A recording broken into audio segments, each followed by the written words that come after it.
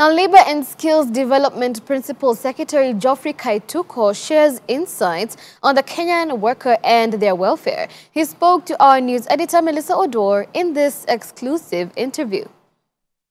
Thank you so much for having us from Hope Media. My name is Melissa, the PS for Labour and Skills Development. You're right. So what does your office specifically do? What is the mandate of Labour and Skills Development Office of the PS? The Ministry of Labour and Social Protection has two state departments. The Department of Labour and Skills Development, which I head, and the other one is Social Protection and Senior Citizen Services, headed by my colleague and brother Joseph Motari. The mandate of the Labour and Skills Development State Department is actually clearly outlined in the Executive Order number 1 of 2022 and also number 1 of 2023. And it is very broad, in the sense that this is one of the few state departments that has a mandate which spans 2 pages.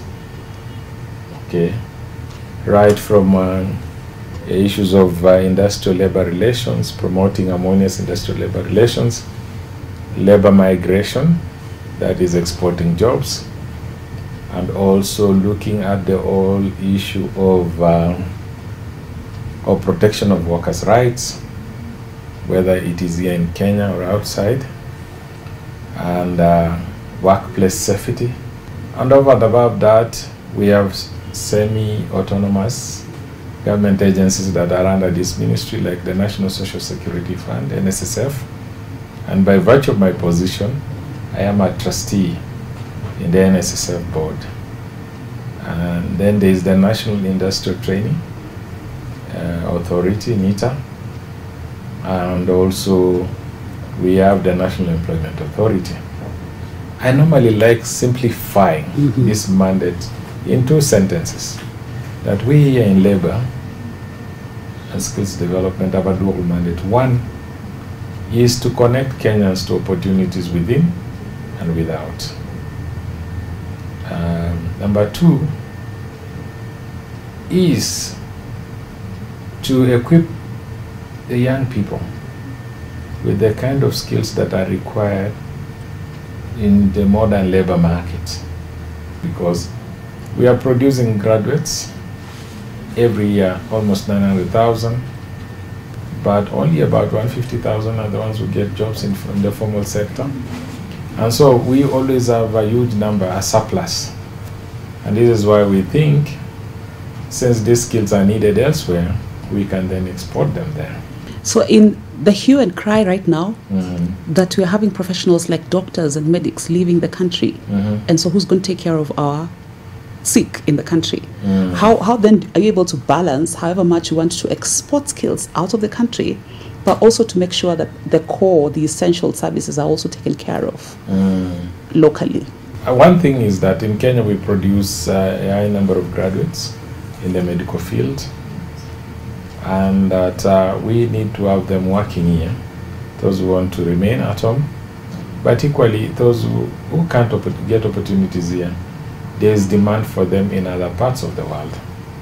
To ensure that our Kenyan doctors are able to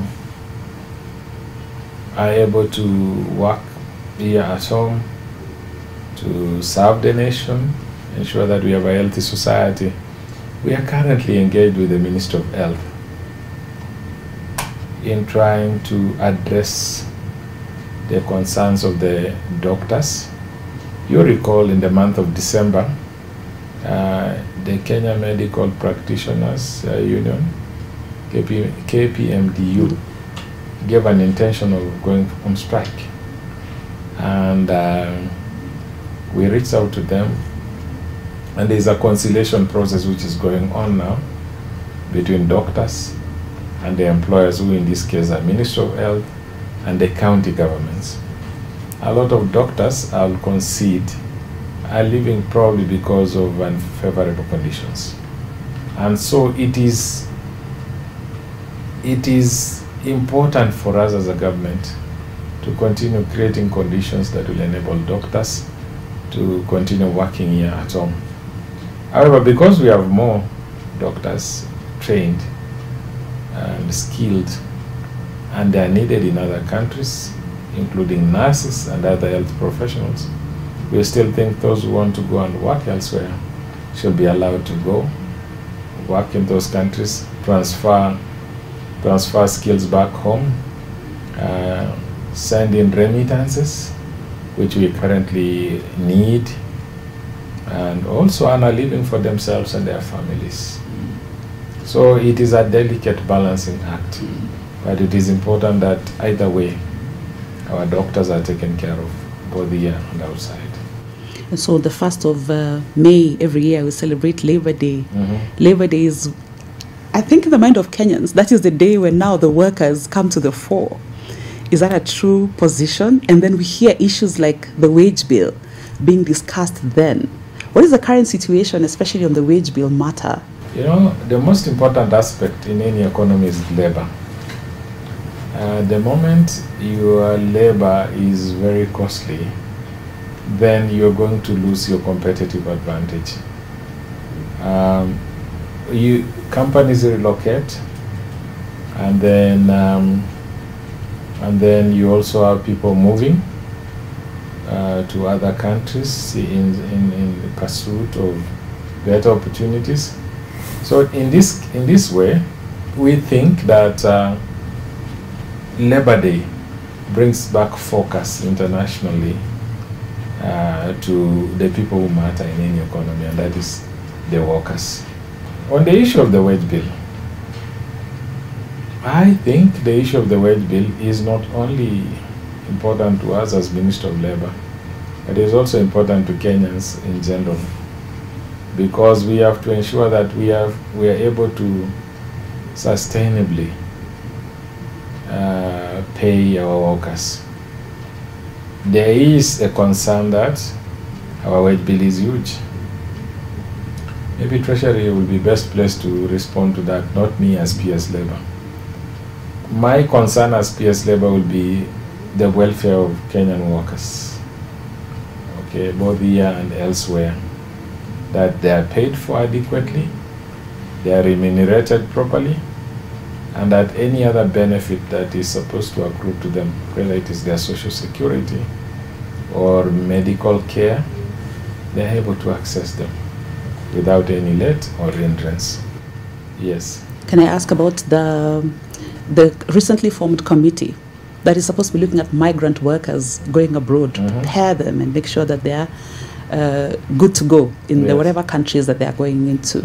So how far are you with that? And the state of Kenyans working in countries like Saudi Arabia that have been a national concern? In our first, let's say, first month in office, we've been able to go to Saudi Arabia.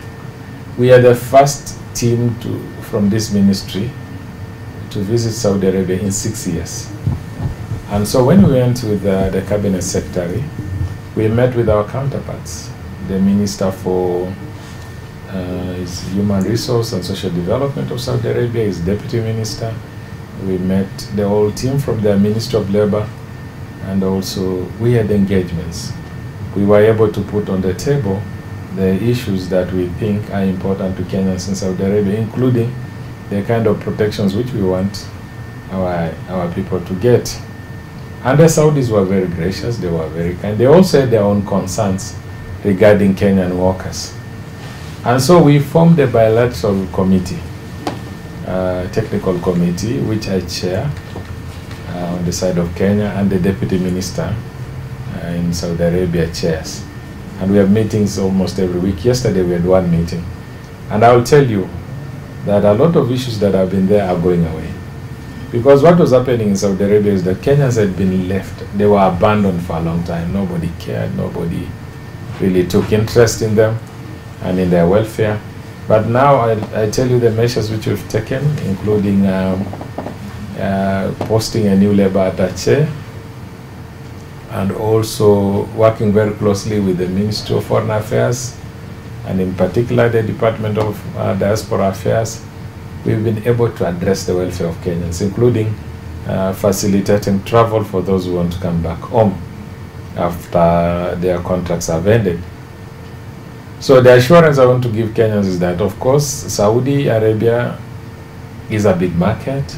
We have also talked to them, and we are likely to sign new bilateral labor agreements with them in March, and that that will allow us now to take skilled and professional labor to Saudi Arabia. Now, the Kenyans that committee which was formed was basically a committee of this ministry, and the agents will take people to other countries. We export labor. They are the ones who procure labor. It is important for us to engage with them, because agents are the ones who are engaged in a lot of times in unethical practices. So we formed that committee. It is composed of representatives of the two organizations which represent agents, that is CAPEA and ASMAC on one hand, and also the trainers, those who train the domestic workers who go to Saudi Arabia on the other hand. It's a committee of 15 people. And so the work of this committee essentially is to streamline things in this industry of labor migration, so that we get to export labor only instead of doing human trafficking, which we've been accused of previously. It cannot be our policy as government to traffic human beings. In fact, in our sister Department of Social Protection, we are engaged in combating human trafficking. And yesterday we did a presentation to the Saudis. The Saudis had done theirs earlier, of exploring ways of collaborating with them so that we are able to deal with the black market that traffics people in the name of getting them jobs. So my assurance to you is that we are putting in place measures to safeguard Kenyan migrant workers. It is a multi-agency approach. We are working closely with the Department of Immigration and Citizen Services. We are also working closely with the Interior, the State Department of Foreign Affairs, the State Department of Diaspora Affairs, among others. And then, so the beauty about this government is that we are delivering as one. And so with that cooperation and collaboration between us as PSs and CSs, I believe we will be able to promote the interests of Kenyans and also protect them wherever they will be. As a Christian, born again, working in the public sector, yes, what are some of your ABCs that perhaps you go by that have helped you stay on course? Fundamentally, I lean on God. I pray every day, both in the morning and in the evening, because without divine guidance and protection, I'll say that functioning in this office will not be easy.